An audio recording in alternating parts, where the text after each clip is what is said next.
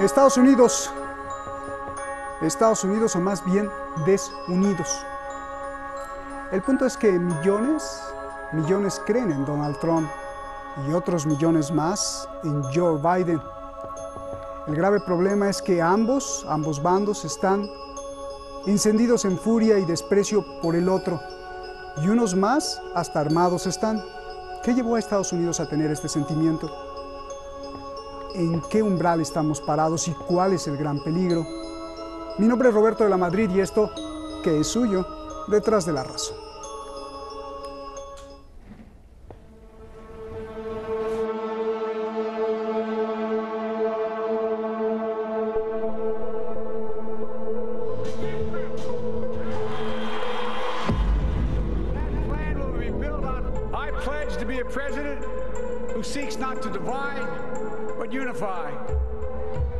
Who doesn't see red states and blue states, only sees the United States.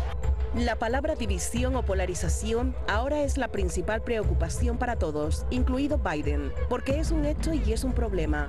Biden y Trump se convirtieron en los candidatos más votados en la historia de Estados Unidos, rondando en los 74 millones para cada uno. So this is the map right now, right? We've been talking about this for the last several hours. El país que parece estar partido a la mitad es el resultado de una historia de no reconciliación. Diversos estudios científicos de distintas universidades alertan de esta confrontación. Una de las grandes causas, sin duda, son las mentiras políticas. Biden promete con todo corazón arreglar el desastre, pero no hay que olvidar quién es Joe Biden.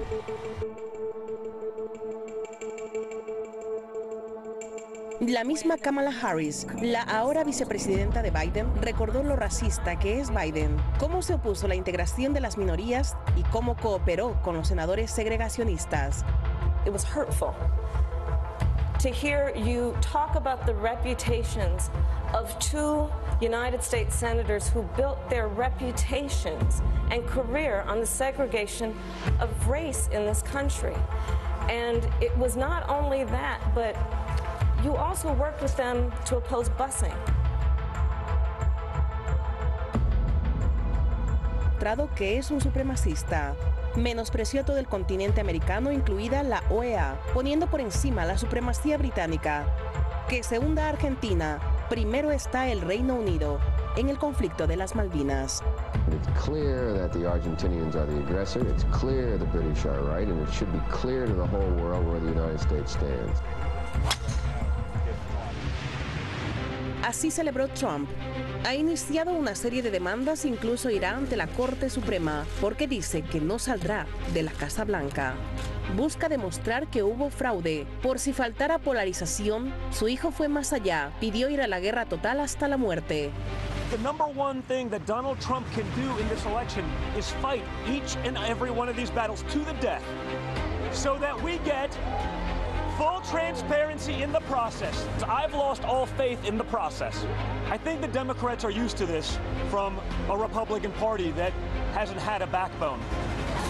Mientras muchos gobiernos del mundo, entre ellos Alemania, España, el Reino Unido, incluso la OTAN, felicitaron o reconocieron a Biden, hubo 4 países que extrañamente se negaron a hacerlo: Rusia, México, China y Brasil.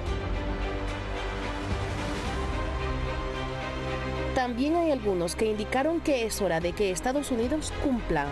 Irán reitera que el gobierno de Biden debe aprovechar la ocasión para corregir los errores pasados. Por su parte, el presidente de Venezuela, Nicolás Maduro, felicita a Biden.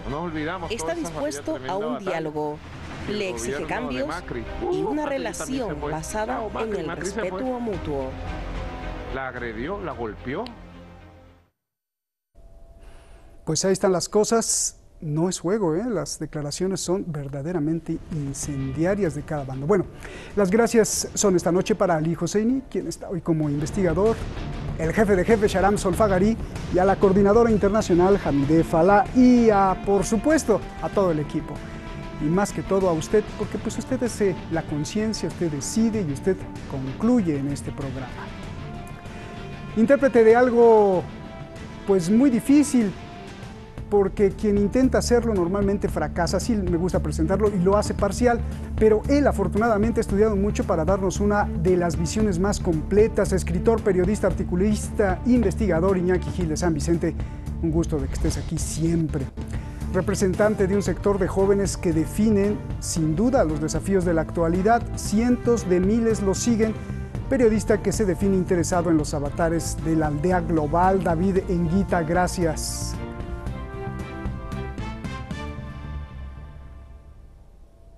Iñaki, empiezo contigo. Más allá de quién haya ganado, los votos se dividen en azul y rojo. Explícame esta polarización.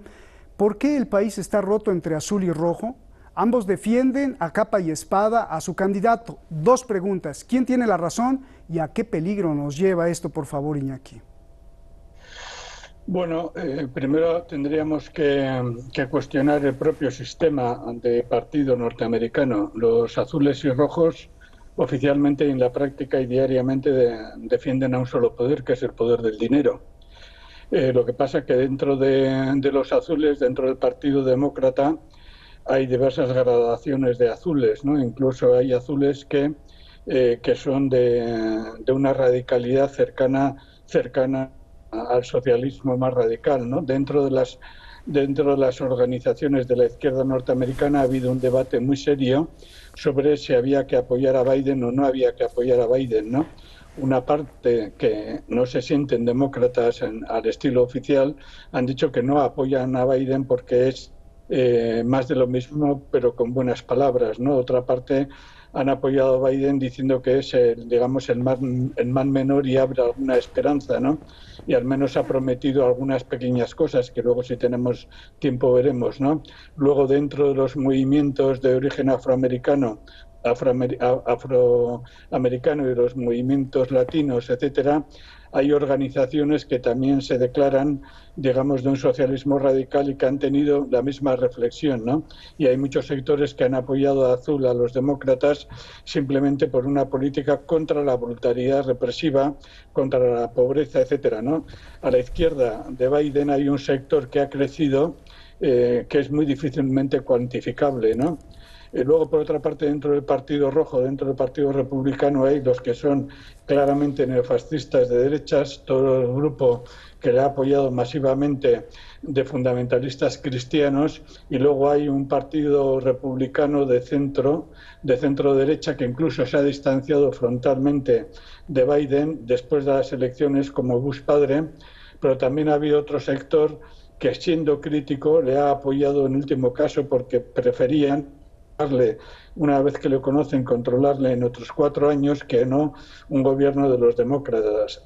O sea que dentro de los azules, dentro de los rojos, perdón, también hay gradaciones diferentes, ¿no? ¿Esto a qué es debido? Es debido a que el sistema norteamericano es extremadamente tramposo. Es extremadamente tramposo. Es uno de los sistemas menos democráticos que existen en el mundo. Hay estados con muy poca población que tienen el número de votos en la misma influencia política que estados gigantescos como California, ¿no? Hay instituciones decisivas como el Tribunal Supremo, como las cámaras económicas, etcétera, etcétera, que no dependen de los votos, ¿no? Ahí el Senado prácticamente es inaccesible al voto popular, ¿no? En los últimos años, por ejemplo, el partido republicano no ha ganado más que una elección realmente en votos cuantitativos, ¿no? Sin embargo, se ha mantenido en el poder, ¿no? Es muy conocido el choque entre Bush padre y Al Gore, ¿no? O el choque entre Hillary Clinton y Trump en las pasadas elecciones, ¿no? Lo que ocurre es que hay un silencio interesado para mitificar la democracia norteamericana. Y si Estados Unidos está roto, no es porque esos dos partidos se enfrenten entre ellos, ¿no? Sino porque en el seno de los Estados Unidos hay una lucha de clases muy fuerte. Bien, Iñaki, parecería ser que estás diciendo que pues nadie tiene la razón, ni los que apoyan a los azules, ni los que apoyan a los rojos, porque precisamente esta es la causa de la polarización, que a todos los han engañado. Ya me contestarás en la siguiente si es más o menos así. David, explícame desde tu perspectiva lo que pasa ahora en Estados Unidos. ¿Es un país dividido? ¿Es exageración? ¿Es una creación de los medios de comunicación? ¿Y por qué Donald Trump está usando todo su poder para desprestigiar los procesos electorales que él mismo o que a él mismo le dieron la victoria en 2016? Es un mal perdedor, tiene miedo a que si deja la presidencia sea encarcelado. Su objetivo es dividir más al país para que en ese río revuelto él y sus amigos millonarios ganen. ¿Qué es, por favor, desde tu perspectiva, David? Bueno, buenas noches a todos. También un placer compartir en este análisis con Iñaki. Bueno, la polarización yo creo que, Roberto, es un hecho, ¿no? Y que además no es solo exclusivo de Estados Unidos ni es una creación de Donald Trump. Yo creo que eso también es importante dejarlo claro. Y tampoco es de extrañar que esto iba a suceder. Estoy de acuerdo en lo que dice Iñaki, que Estados Unidos tiene un sistema electoral complejo y es de los pocos países que tardan prácticamente en una semana en tener un resultado definitivo y proclamar un presidente electo. Y eso ayuda también a la polarización que ha sucedido esta semana, porque ayuda a que esos mensajes que se cuelan a través de las redes sociales o medios de comunicación afines o empresas afines puedan tener una mayor polarización para dividir a la sociedad en dos. Sobre lo que me comentabas de Donald Trump, que es un mal perdedor, bueno, yo creo que Donald Trump, aparte, evidentemente, yo no estoy de acuerdo en el fraude electoral que él intenta vender, pero no nos puede extrañar ni sorprender porque él ya lo dejó dicho antes incluso de votar. En su último debate electoral volvió a recalcar que él no iba a aceptar una derrota fuera cual fuera, y yo creo que no nos tiene que extrañar. Sí que es verdad que, bueno, es sorprendente, ¿no?, que el actual presidente de los Estados Unidos, bueno, pues lleve esa confrontación hacia las calles de prácticamente un fraude electoral, porque no quería admitir el voto prácticamente por telemático o por correo, aunque tengo que decir que era sorprendente desde un primer momento porque nadie se esperaba que fuera a votar un 65% de la población, que ha sido las elecciones con mayor seguimiento de votación de los últimos años, porque estaba en torno a un 55%. Yo creo que ahí es la jugada que Donald Trump no supo captar en un primer momento, que sabía que podía suceder. Bien. Y ha sucedido, pero tampoco lo ha sabido captar en ese sentido Biden. Pero creo que si estamos en una democracia, si te presentas en unas elecciones tienes que acatar el resultado. Pero Donald Trump no ha engañado a nadie desde el principio, dijo que no iba a aceptar fuera cual fuera el resultado si no era él el ganador de esas elecciones. No, pues... Y por eso digo que la polarización está encima de la mesa, pero estaba antes de las elecciones y estaban desde que Donald Trump y los populismos han llegado a determinados gobiernos porque les interesa esa confrontación. Sin esa confrontación no tienen su supervivencia a nivel político ni a nivel ni siquiera mediático. Bien.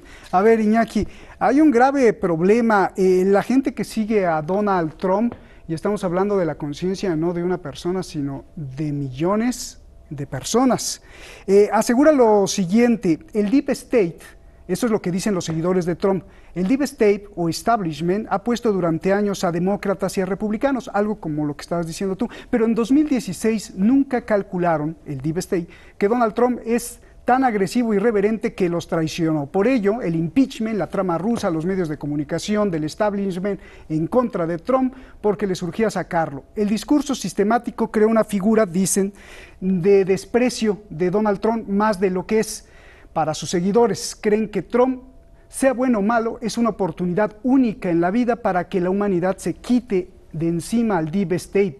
Y una de las pruebas es que el Center Reserve o el Center Responsive Politics acaba de revelar que Wall Street, como todos lo sabemos, financió a Donald Trump en la campaña pasada, pero que este año financió con casi el doble de millones de dólares a Joe Biden, algo insólito, lo que indicaría que sí le surgía a sacar a Donald Trump. Iñaki, ¿qué hacemos con este discurso que es el que repite la mitad de Estados Unidos y también se replica en el mundo?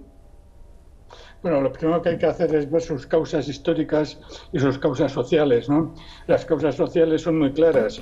Donald Trump ha dado voz y ha dado imagen y ha dado, digamos, un fin ilusorio, pero al menos que muchos millones de personas que se dividen en dos amplios sectores, una clase obrera y arruinada, unos trabajadores blancos arruinados, etcétera, pero también, y esto es muy significativo en base a los estudios que se han conocido de los resultados, también sectores de mujeres, por ejemplo, y de hombres de origen afroamericano enriquecidos se han distanciado totalmente del voto afroamericano empobrecido a Biden, sectores chicanos enriquecidos que han apoyado a Trump, sectores del mundo de la cultura enriquecidos que han apoyado a Donald Trump, sectores del mundo de las nuevas relaciones, digamos, sexuales, LGTBI, etcétera, enriquecidos que han apoyado a Donald Trump. Estos sectores amplios han tenido en Donald Trump por fin una imagen de lo que quieren, y lo han tenido en un momento crítico para los Estados Unidos, ¿no?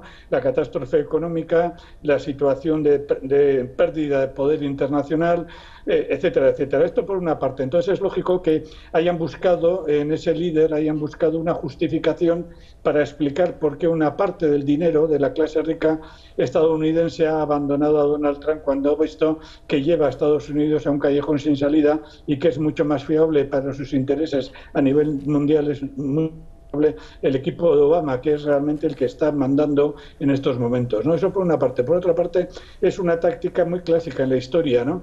Estos han acusado a ese sector enriquecido de Wall Street de haberles traicionado, ¿no? Pero Hitler acusó a los judíos de haberles traicionado, ¿no? Mussolini acusó a los aliados en los años 20 de haberle traicionado, ¿no? Franco y los fascistas españoles, los falangistas, ¿no? Acusaron a todo el mundo de la generación de finales del siglo XIX, a la Segunda República, etcétera, de haberles traicionado, ¿no? Siempre se busca un chivo expiatorio al que luego se intenta aplastar, que justifique ese giro, ¿no? Y ese giro, digamos, ese chivo expiatorio se encuentra en cualquier parte y en cualquier sitio. Y durante mucho tiempo ha sido, por ejemplo, la cultura islámica, en su tiempo fueron los japoneses, realmente fue Rusia, etcétera, etcétera, ¿no? Esas dos razones, la razón social que explica la razón histórica, ¿no? En ese sentido, no era de extrañar que esto ocurriera, y esto, desgraciadamente, va a seguir para adelante, porque esa base social, que era mayor de lo que se esperaba, esa base social, desde luego está activa y no va a renunciar fácilmente. Oye, Iñaki, pero no me has hablado a qué peligro, cuál sería el máximo o el peor escenario si esto sigue creciendo.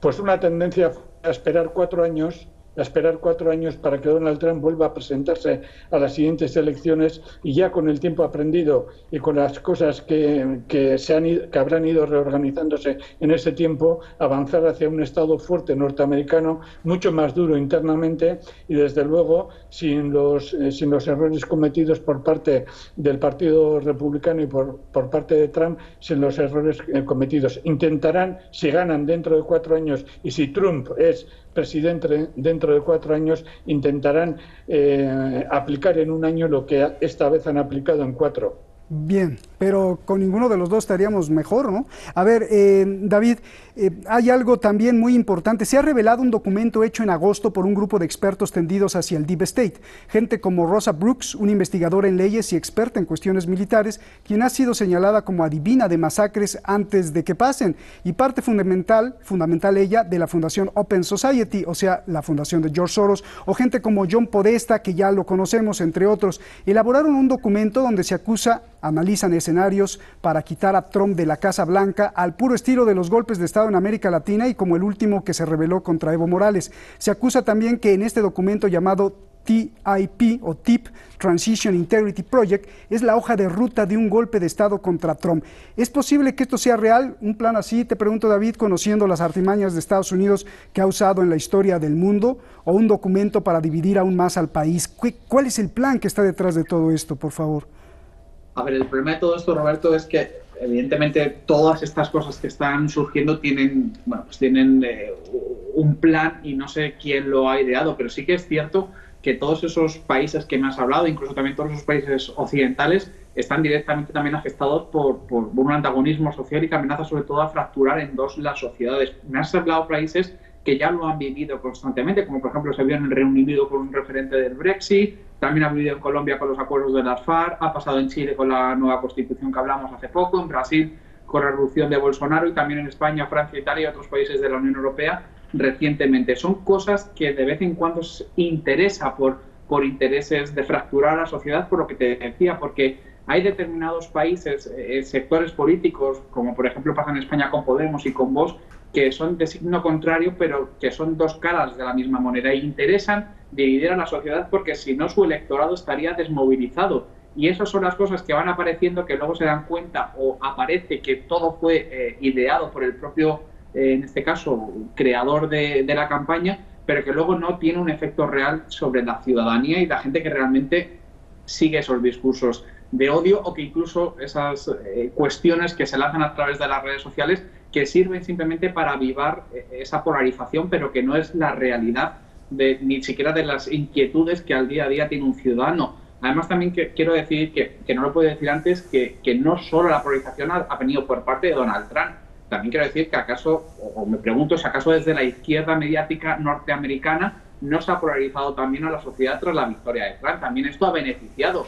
Si no, ¿cuáles son esos movimientos antisistema que han creado el caos y que también han creado la violencia en las calles y han derribado estatuas, por ejemplo? O sea, también ha contribuido esa polarización, no solo en torno a Donald Trump, sino que también por parte de la izquierda se ha intentado beneficiar de todo este de aguas revueltas, todo el mundo, ganancia de pescadores, porque todo el mundo gana, pero que Donald Trump es prácticamente el rey del populismo y de esta polarización, pero que también ha habido personas en Estados Unidos que esta polarización les ha venido bien, y a consecuencia de lo que tú me estabas comentando, que se crean o aparecen documentos que muchas veces favorecen a Donald Trump y otras muchas veces han favorecido a Biden. O sea, es muy difícil controlar este tipo de cosas y estas fake news que van apareciendo, que con el tiempo, como también decía el compañero Iñaki, descubriremos de aquí a 4 años qué ha sido verdad de toda esta gestión de Donald Trump los últimos 4 años y qué será de verdad en lo que ha habido también de esta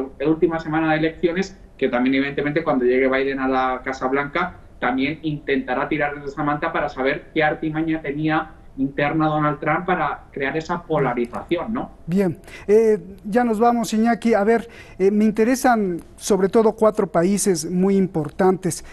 Este es como una anécdota. Al día siguiente de los medios, o que los medios de Estados Unidos proclamaran presidente electo a Biden, y después de que casi todo el mundo lo felicitara, el Kremlin publicó una felicitación del presidente Putin, pero era de feliz cumpleaños para un director del teatro de Moscú, nada para Biden. Iñaki, por favor explícame por qué, curiosa o misteriosamente, México, Rusia, China y Brasil quizá lo sepamos, pero ¿por qué México, Rusia y China se negaron a reconocer a Biden?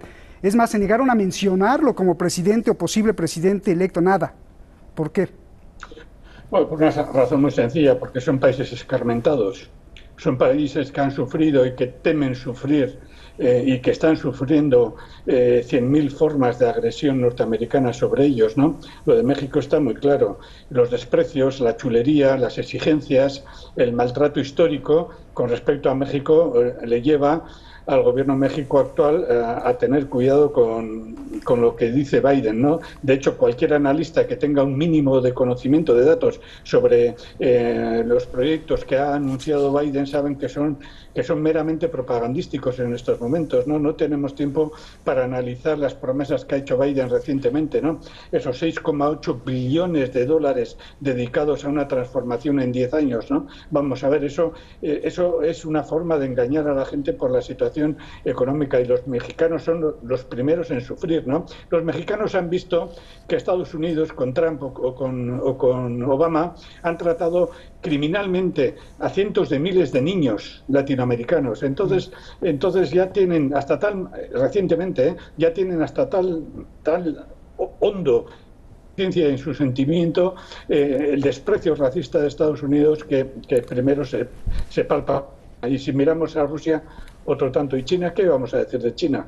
China tiene ya en estos momentos una parte de la flota norteamericana. Y recordémonos, Obama había pensado que para el año 2020 el 60% de la flota norteamericana estaría frente a las costas de China en el Pacífico. ¿Qué van a decir los chinos ahora con respecto al secretario de Obama, que es Biden? Gracias. Nos vamos. Solo 10 segundos, David, tengo que cortar. Venga. De los países, por eso el peligro para las democracias occidentales es el populismo, porque no es un problema de izquierdas o de derechas, sino de radicalismo o democracia, y ahí radica esos países precisamente que no quieren reconocer a Biden como presidente de Estados Unidos electo. Bien, pues muchas gracias. También falta, pero ya no hay tiempo, decir que Venezuela e Irán pues le exigen a Biden que ahora sí someta a Estados Unidos al derecho internacional. Gracias, Iñaki, gracias, David. Buenas noches. Mire, mientras en Estados Unidos se pelean por la democracia, en Bolivia, pues regresa Evo Morales triunfante y asegurando que ahí la democracia se ha instaurado después del golpe de Estado que lo obligó a salir y que la oposición derechista no solo desaprovechó, sino que además aprovechó. Algunos lo aprovecharon para robar en casos de corrupción en medio de la pandemia, imagínese usted. Mañana aquí el futuro de América Latina frente a fuerzas progresistas que se extinguen y renacen, como lo estamos viendo en Bolivia. Ya tomó Luis Arce ahí su posesión como presidente frente a derechas que se mueren y se resisten, frente a una promesa de energías limpias o de baterías de litio. Mucho cuidado con eso, que Bolivia tiene mucho, que Argentina y Chile tienen mucho, que México se ha descubierto tienen mucho litio y que las potencias seguirán dando vueltas por arriba de esos tesoros. Mañana aquí en Detrás de la Raza. Buenas noches.